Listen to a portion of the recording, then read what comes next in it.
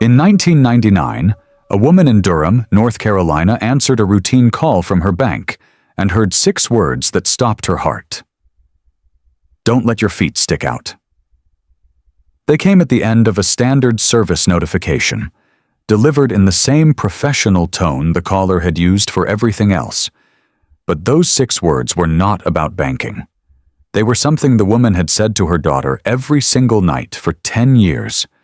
A gentle reminder to keep warm under the blankets. Words no one else would know. Her daughter had been missing since 1991. Had vanished at age 10 under circumstances the police could never explain. And now, 8 years later, a stranger on a bank call had just spoken the one phrase that could only have come from that missing child. This is the story of a girl stolen by people she trusted, raised under a false name, and taught to fear the very system meant to protect her. Of a mother who never stopped searching, and of how a single sentence whispered across a phone line brought the truth to light after 9 years of lies. November 1999, Durham, North Carolina. Patricia Lawson was washing dishes when the phone rang. She dried her hands and picked up on the 3rd ring. Hello? Good afternoon. This is Jasmine calling from First Carolina Bank. May I speak with Patricia Lawson? Speaking. Patricia wedged the phone between her shoulder and ear, went back to washing dishes. Bank calls were routine, usually about updated policies or new services she did not need. I'm calling to inform you of updates to our savings account terms of service. This won't affect your current balance, but we wanted to make sure you're aware of the changes. The voice was young, professional, the kind of smooth, rehearsed tone that came from reading a script dozens of times a day. Patricia listened with half her attention, while the woman explained policy changes.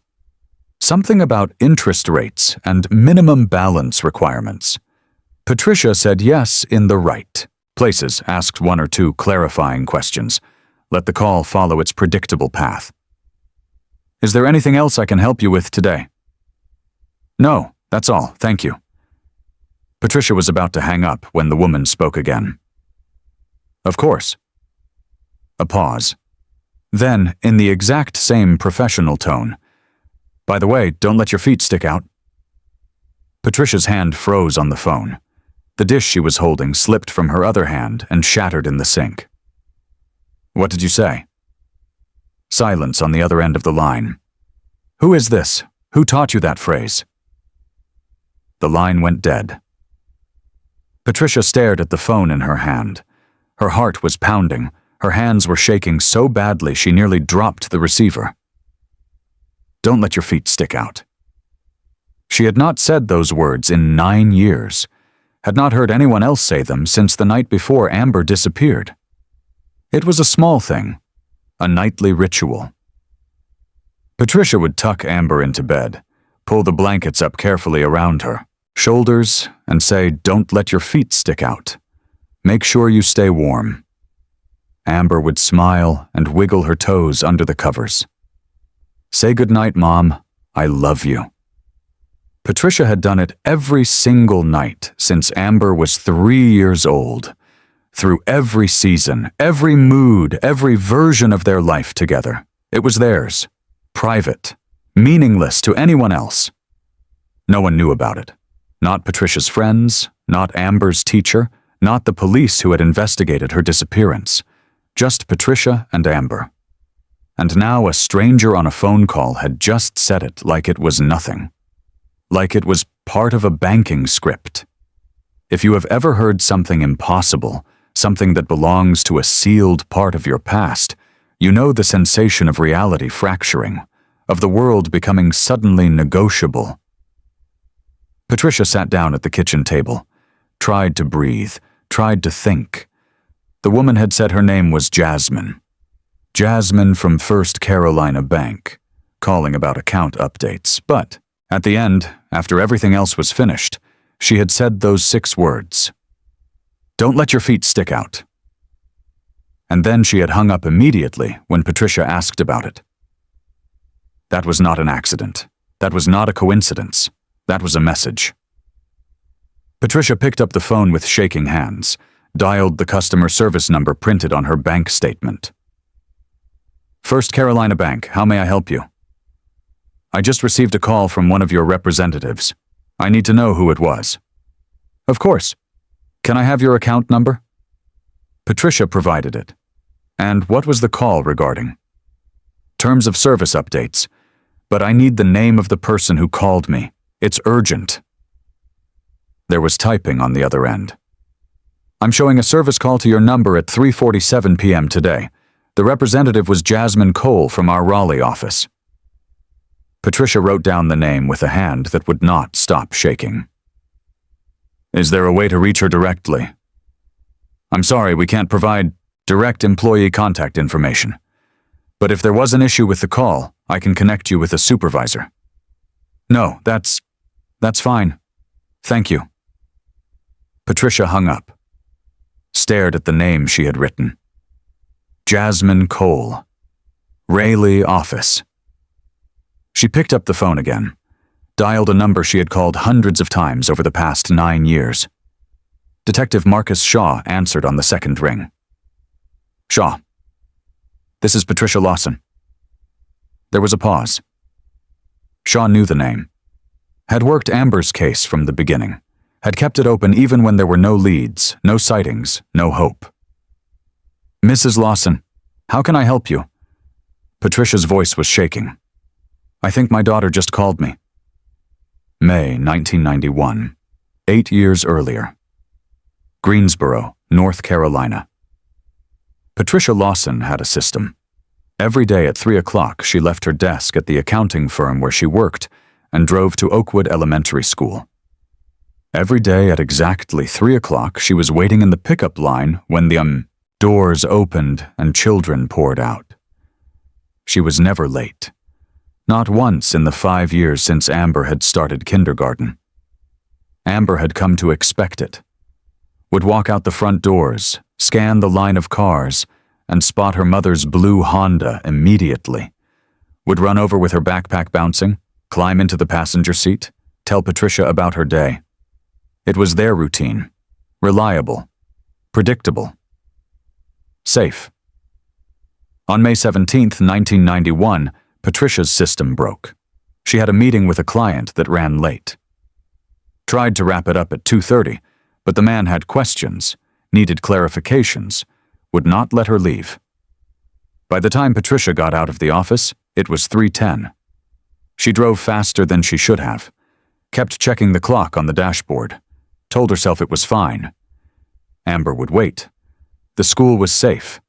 15 minutes would not matter. She pulled into the pickup area at 3:15. The line of cars was gone. The front doors were closed. The playground was empty. Patricia parked and ran inside, found the front office, asked where the students were. School lets out at 3, the secretary said. Everyone's gone home by now. My daughter, Amber Lawson, where is she? The secretary checked a list. She's not listed as staying for after-school programs. I'm always here at 3. Amber knows to wait for me. She wouldn't leave with someone else. The secretary's expression shifted. Let me call the principal. They searched the school, checked every classroom, every bathroom, every corner, called parents of Amber's friends. No one had seen her after dismissal. Patricia called the police at 3:45.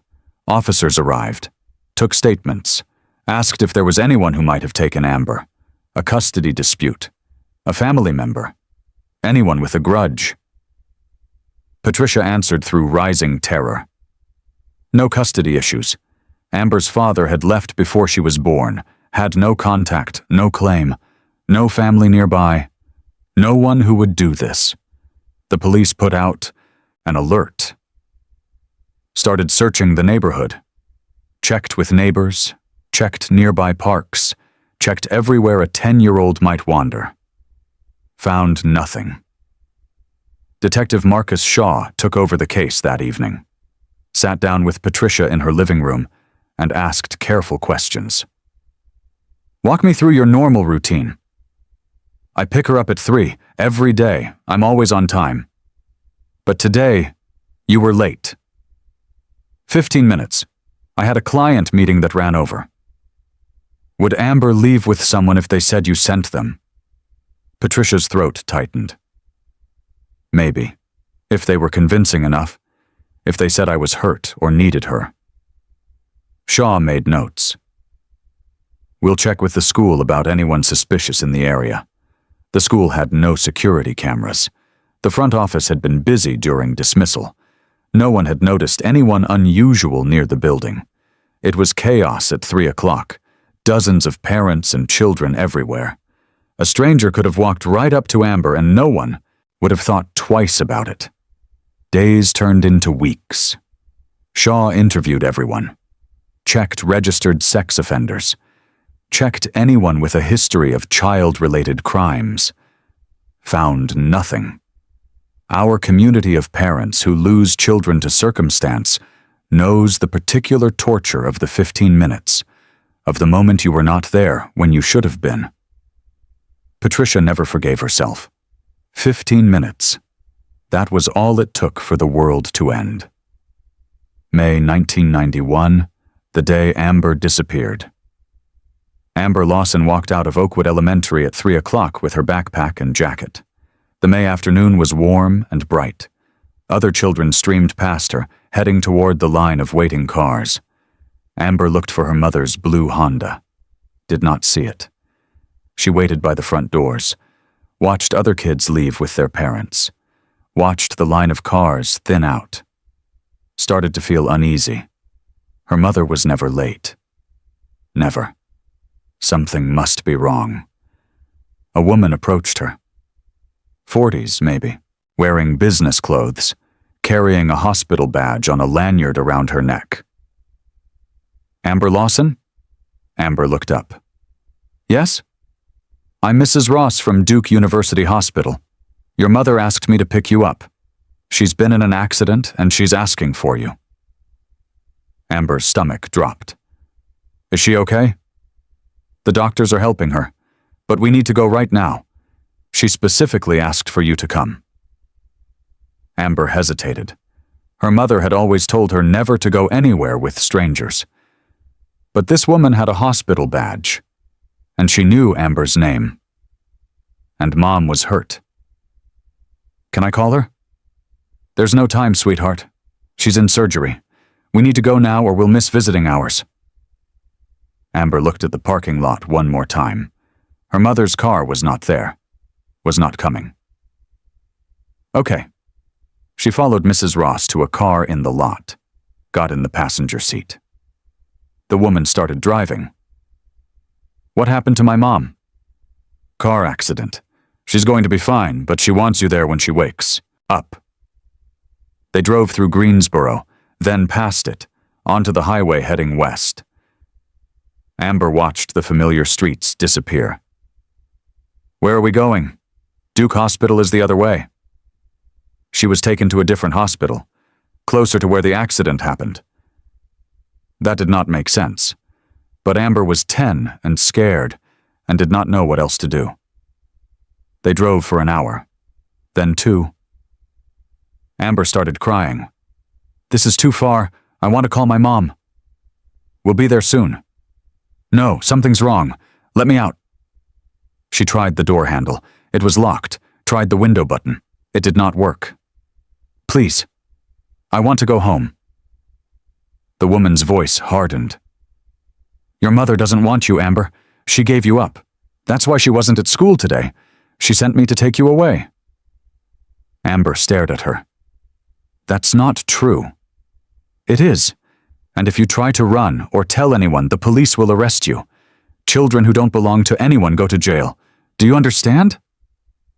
Amber was crying too hard to answer. They drove to a house in rural North Carolina. The woman pulled into the driveway and turned off the car. The people inside are going to take care of you now. You do what they say. You don't ask questions. You don't try to leave.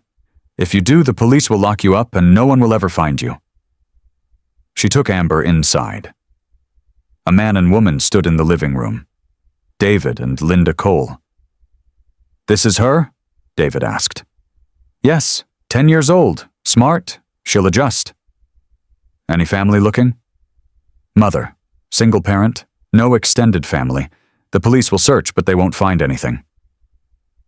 Linda Cole looked at Amber with something that might have been pity or calculation. "What's her name?" "Doesn't matter. You'll give her a new one." The woman left. David Cole sat down in front of Amber, spoke in a voice that was calm, but left no room for argument. "Your name is Jasmine now. Jasmine Cole. That's who you are. If you tell anyone your old name, the police will come and arrest you. Do you understand?" Amber shook her head through tears. "My name is Amber." "Not anymore. Say your name." "Amber." David's voice went cold. "Say your name, now." Amber's voice broke. "Jasmine." "Good. You're Jasmine Cole. You've always been Jasmine Cole, and you don't remember anything else.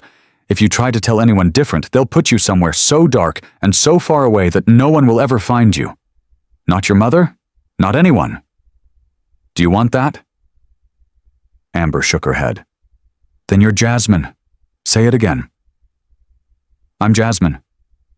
Linda brought food, made Amber eat, showed her to a small bedroom with a single bed and a dresser, told her this was her room now. Amber sat on the bed after they left, stared at the walls, tried to understand what had happened. Her mother had not abandoned her. That was a lie. Her mother would be looking, would be calling the police, would find her. Amber just had to wait, just had to stay strong. She lay down on the bed, pulled the blanket up to her chin the way her mother always did, and whispered to herself in the darkness, "Don't let your feet stick out. Stay warm." It was the last piece of home she had left, the one thing they could not take from her. She held on to it like a lifeline, repeated it until she fell asleep. Outside the door, David Cole stood listening, heard the whisper, made a note to monitor the girl more closely. But some things could not be monitored. Some things lived too deep to be erased. The first week was the hardest. Amber, Jasmine, woke every morning expecting to be home, expected to see her mother standing in the doorway, expected the nightmare to end. It did not end. David and Linda Cole kept her on a strict routine. Wake at 7, breakfast at 7:30, chores before lunch, supervised homework in the afternoon, dinner at 6, bed at 8:30. They were not cruel in obvious ways. Did not hit her, did not starve her, gave her clean clothes and a warm bed and 3 meals a day.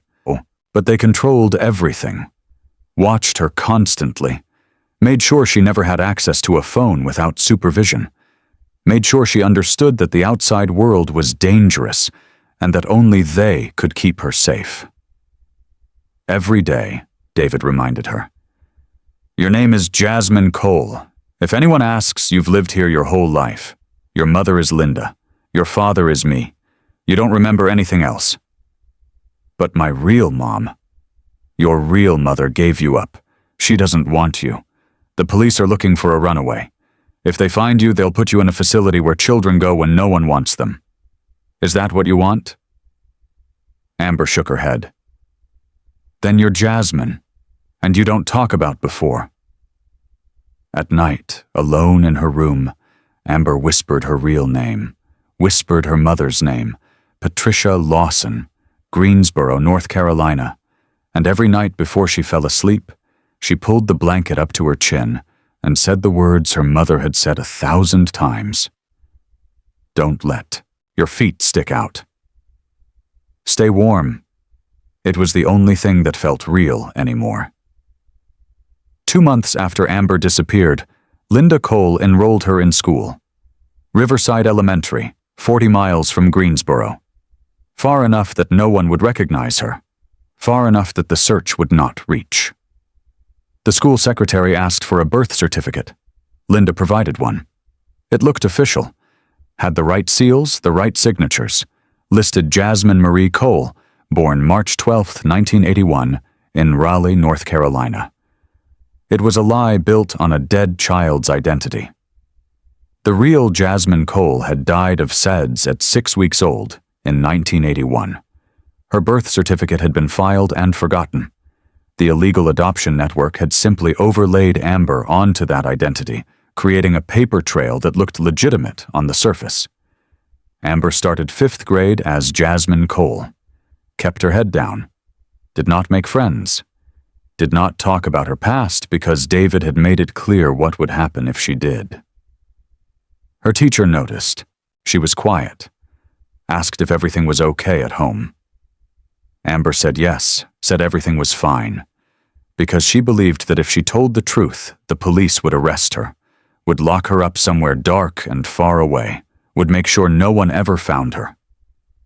David had said it so many times that it felt like fact, like gravity, like something that could not be questioned.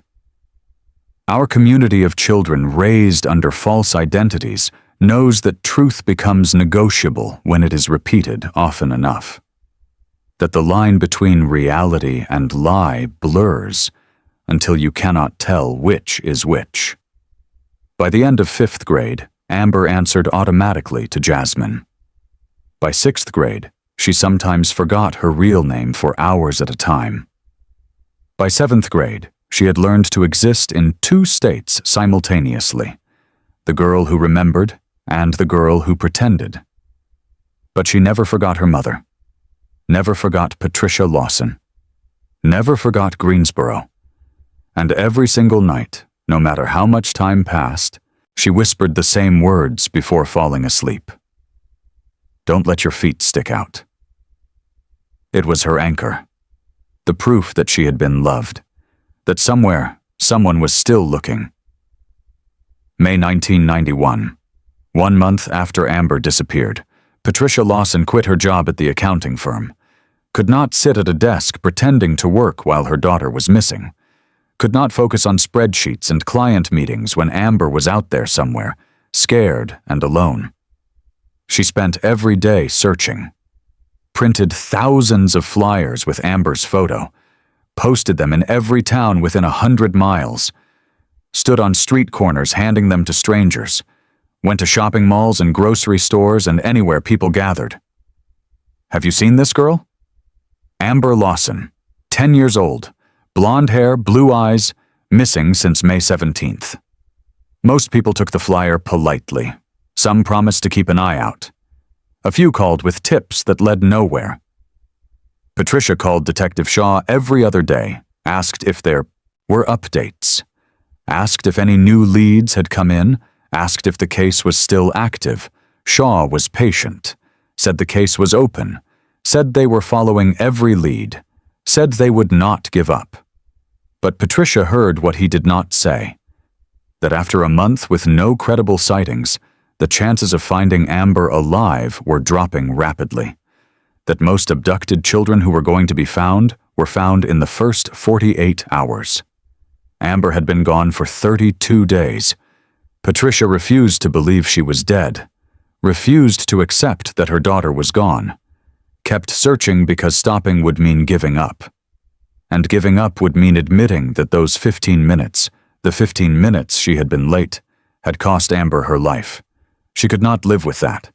By August, Patricia's savings were gone. She took a part-time job at a library just to pay rent, spent every free hour searching, checking missing children databases, calling tip lines, following leads that went nowhere. By December, the first anniversary of Amber's disappearance, the police had officially reclassified the case as a cold case, still open, still active, but with no new leads to pursue. Shaw came to Patricia's apartment to tell her in person. "We're not giving up," he said, "but I need you to understand that without new information, there's not much more we can do." "She's out there," Patricia said. "I know she is." "I hope you're right." Patricia celebrated Amber's 11th birthday alone, bought a small cake, lit 11 candles, sang happy birthday to an empty room, She did it again on Amber's 12th birthday and her 13th, and every year after that. Never stopped hoping, never stopped believing that someday, somehow, Amber would come home. September 1994.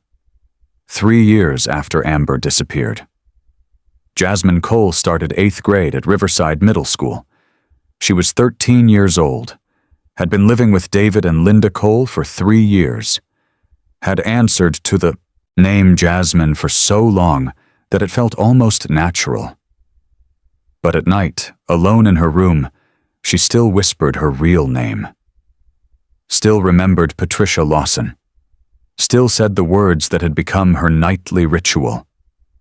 Don't let your feet stick out. She was older now, old enough to start questioning the things David had told her, old enough to wonder if the police would really arrest her if she told the truth. But she was also old enough to understand consequences, to understand that David and Linda controlled her entire identity, her school records, her medical records, her birth certificate. Everything that proved she existed said she was Jasmine Cole. If she went to the police and said she was really Amber Lawson, would they believe her? Or would they think she was lying? Would they check her papers and see Jasmine Cole and decide she was making up stories? David had prepared for this, had known that as Jasmine got older, she might start to doubt, might start to rebel.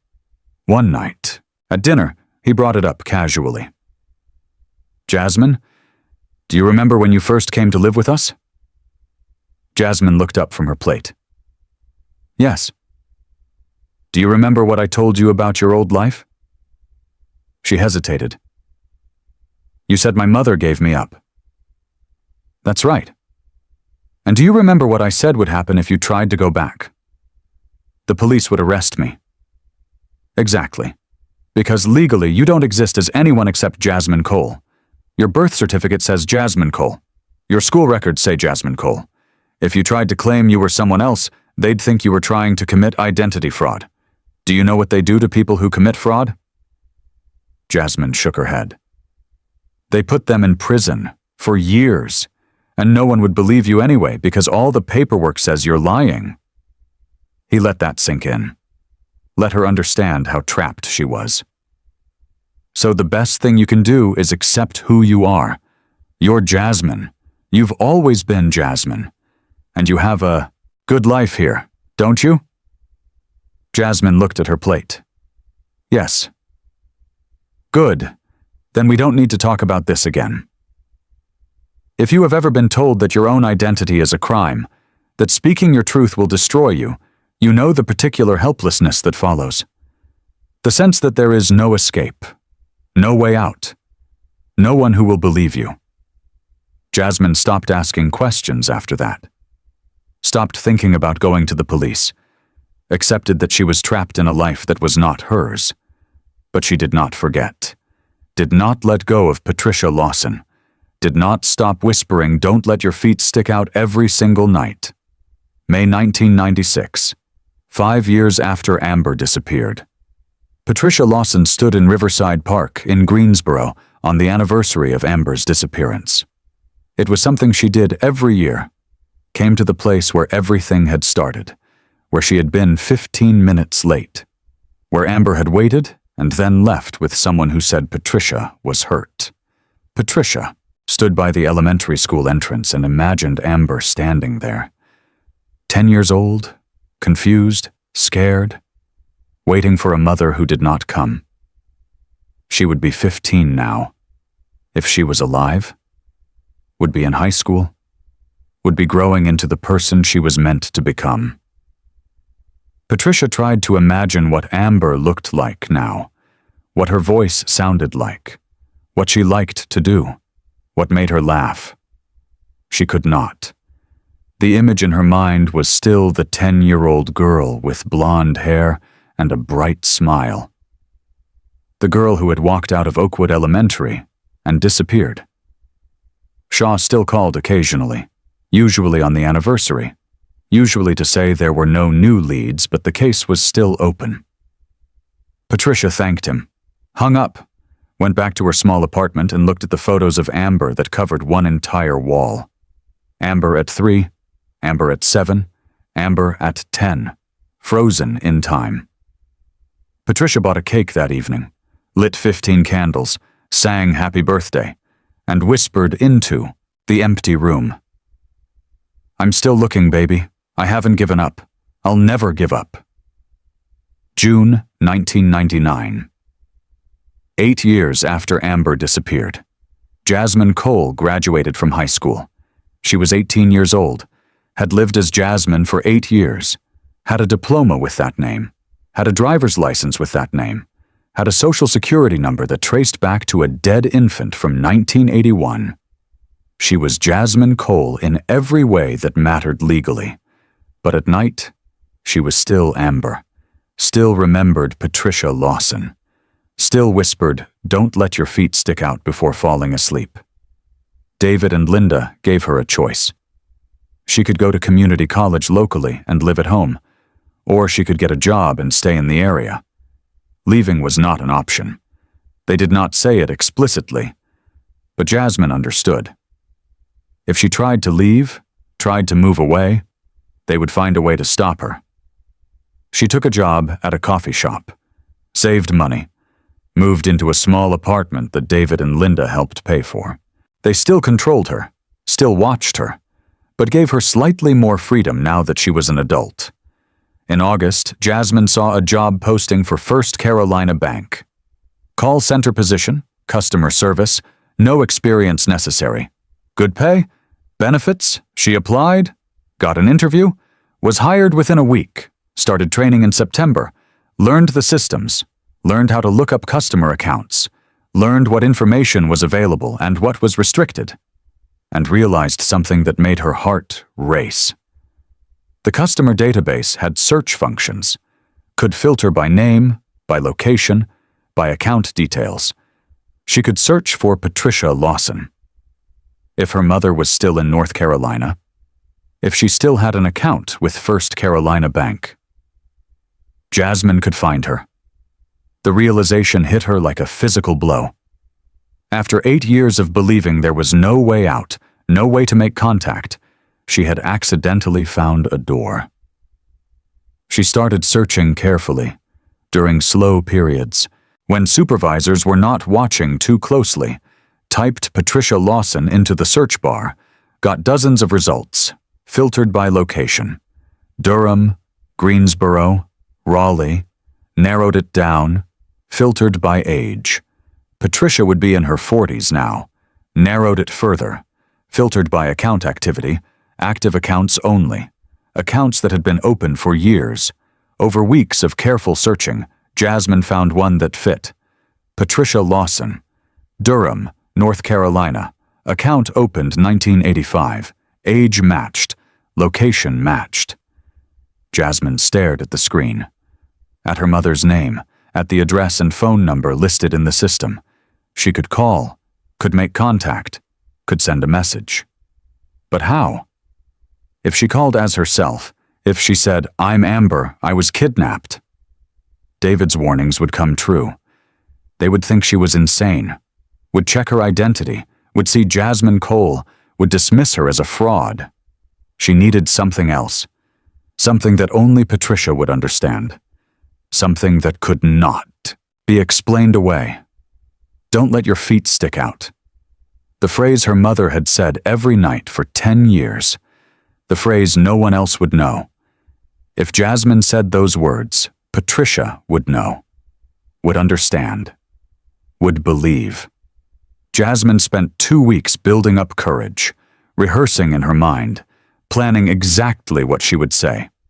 Finally, in late November, Patricia Lawson's account came up in her call queue, a routine service notification, standard script. Jasmine took a deep breath, made the call, delivered the script perfectly, and at the end, without changing her tone, added 6 words. "By the way, don't let your feet stick out." Then hung up before Patricia could respond, sat at her desk shaking, waiting, hoping that after 9 years the message had been received. Detective Marcus Shaw sat in his office the morning after Patricia Lawson's call and reviewed the file he had not closed in 9 years. Amber Lawson. Missing since May 17, 1991. Age 10 at time of disappearance. No leads, no sightings. Case status. Cold. Patricia's call had been brief, shaking, desperate. A woman from First Carolina Bank called me about account updates. At the end of the call, she said something only Amber would know, a phrase I said to her every night. I think it was her. I think my daughter called me. Shaw had asked careful questions. What was the phrase? Don't let your feet stick out. Who else knew it?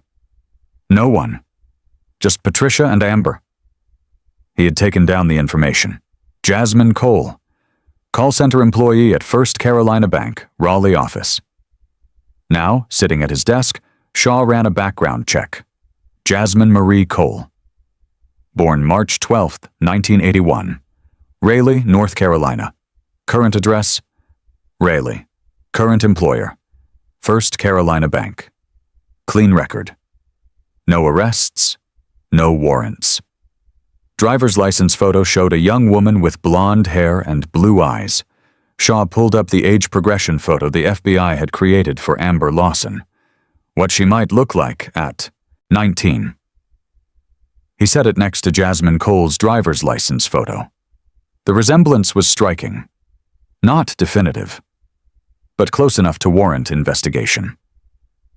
Shaw picked up the phone, called First Carolina Bank, asked to speak with the HR department. I need to verify employment for Jasmine Cole. Can you confirm her start date and provide any available background information? The HR representative checked records. Jasmine Cole started in September 1999. Clean background check. No issues with performance. Do you have copies of her application materials, birth certificate, social security card? We would have verified those documents during hiring, but I can't release copies without a warrant. Understood. Thank you. Shaw hung up, stared at the 2 photos on his desk. If Jasmine Cole was really Amber Lawson, someone had given her a false identity, had created documents convincing enough to pass background checks, had kept her hidden for 9 years. That level of organization suggested a network, not a random kidnapping, something more calculated. Shaw called Patricia. I need you to come to the station. We're going to request that Jasmine Cole come in for questioning. Will she be in trouble? No, if she's Amber, she's a victim, but I need to verify this before we go any further. Patricia's voice broke. What if she won't come? What if she's scared? Then we'll find another way. But Mrs. Lawson, I need you to prepare yourself. This might not be Amber. It might be a coincidence. It's not a coincidence. I know my daughter's voice. Shaw did not argue. Hope was a fragile thing. He would not take it away until he had proof one way or another.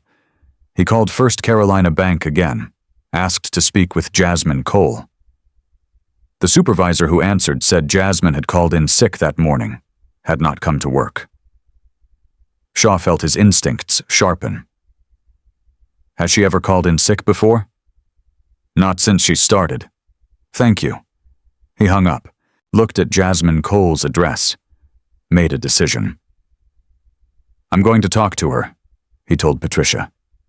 Stay by your phone. Jasmine Cole had not gone to work that morning because she could not stop shaking, had not slept, had spent the entire night replaying the phone call in her mind. She had done it, had sent the message, had said the words that only her mother would understand. But what happened now? David and Linda did not know. She had been careful, had made the call from work, had not told them anything. But if the police came, if they started asking questions, David and Linda would find out, would know she had broken the one rule they had enforced for 9 years. Don't tell anyone who you really are. Jasmine sat on her couch, staring at her phone, waiting for it to ring, waiting for something to happen. A knock at the door made her jump. She stood up slowly, walked to the door, looked through the peephole. A man in his 50s stood outside, plain clothes, badge visible on his belt. Police. Jasmine's heart started racing. David's voice echoed in her mind. If you go to the police, they'll arrest you. They'll put you somewhere no one will ever find you. The man knocked again. Jasmine Cole, I'm Detective Marcus Shaw with the Greensboro Police Department. I need to talk to you about a phone call you made yesterday. Jasmine's hand was on the doorknob. She could open it, could let him in, could tell him everything. Or she could stay silent, could pretend she was not home, could protect herself the way David had taught her. She opened the door. Shaw saw immediately that the young woman standing in front of him was terrified, hands shaking, face pale, eyes wide. Jasmine Cole? Yes. I'm Detective Shaw. Can I come in? She stepped aside, let him enter, closed the door. They sat in her small living room. Shaw pulled out a photo, showed it to her. Do you recognize this woman? It was her mother, older than Jasmine remembered, but unmistakable. Yes. Who is she? Jasmine's voice was barely a whisper. Patricia Lawson. How do you know her? She's my mother. Shaw kept his expression neutral. Your mother's name is Linda Cole, according to your birth certificate. That's not true. Jasmine's voice was shaking. My name is Amber. Amber Lawson. I was taken in 1991. A woman told me my mother was in an accident. She brought me to David and Linda Cole. They told me I was illegal, that if I went to the police, they'd arrest me. They made me use the name Jasmine.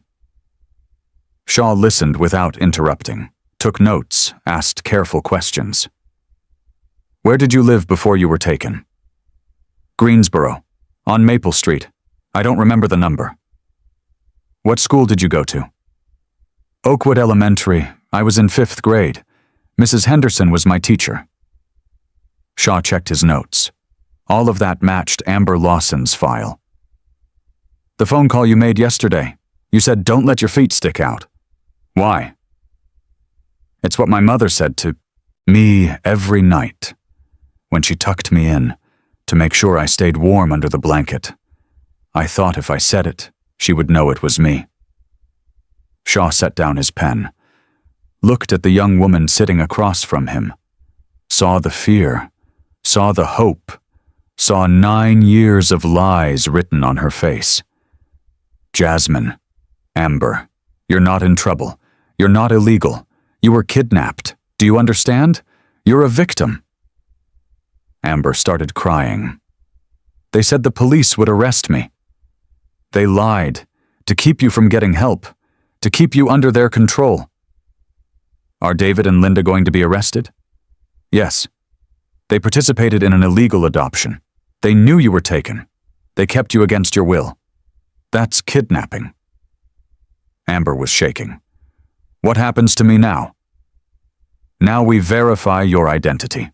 We'll do a DNA test to confirm you're Amber Lawson, and then we'll get you home to your real mother. She still wants me? Shaw's voice softened. She never stopped looking for you. Not for one day in 9 years.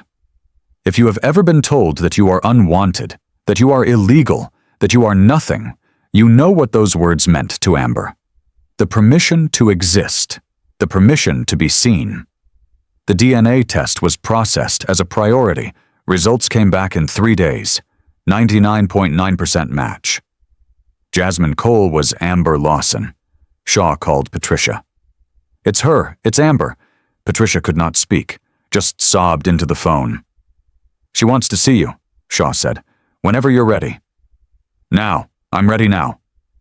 They arranged to meet at the police station. Neutral ground, safe space. Shaw would be there to facilitate.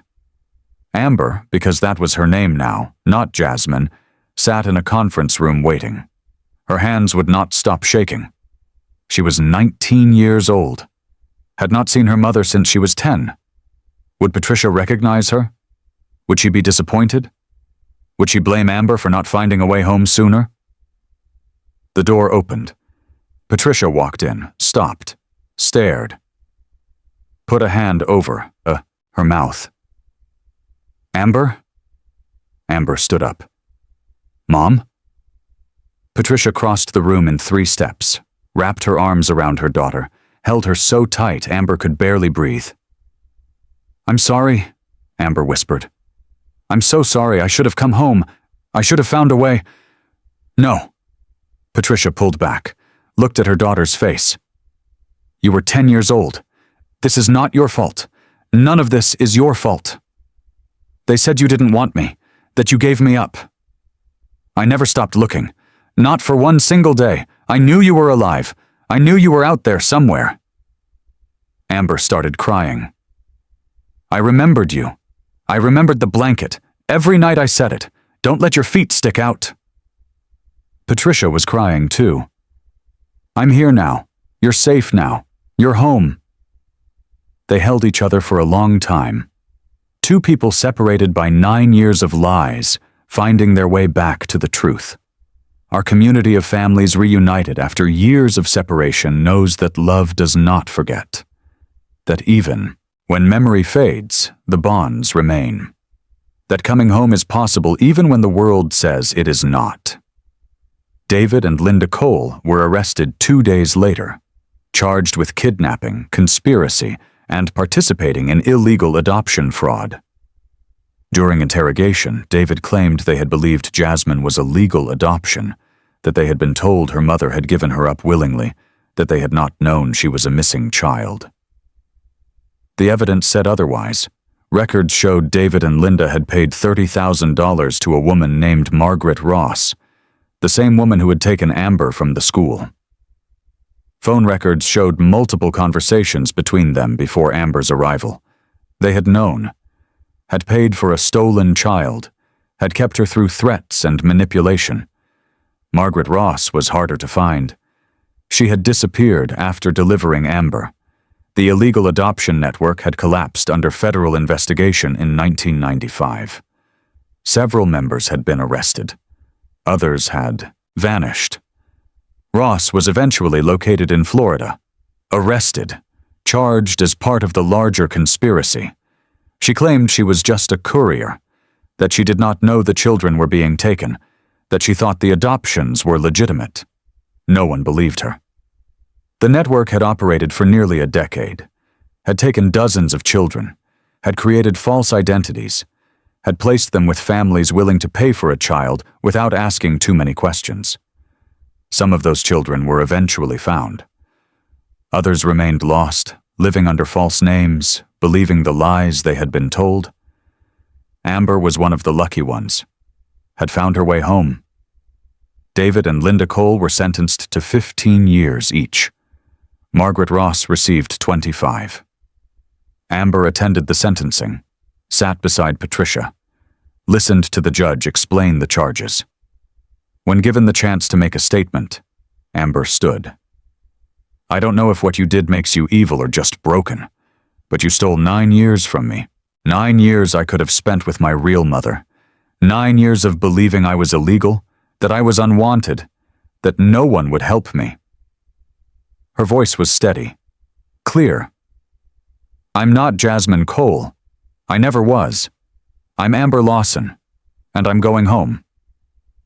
After the trial, Amber moved back to Durham with Patricia, started the long process of reclaiming her identity, changed her name legally back to Amber Lawson, got a new birth certificate, new social security card, new driver's license. Everything that said Jasmine Cole was erased. She enrolled in community college, studied psychology, wanted to understand what had happened to her, wanted to help other children who had been taken.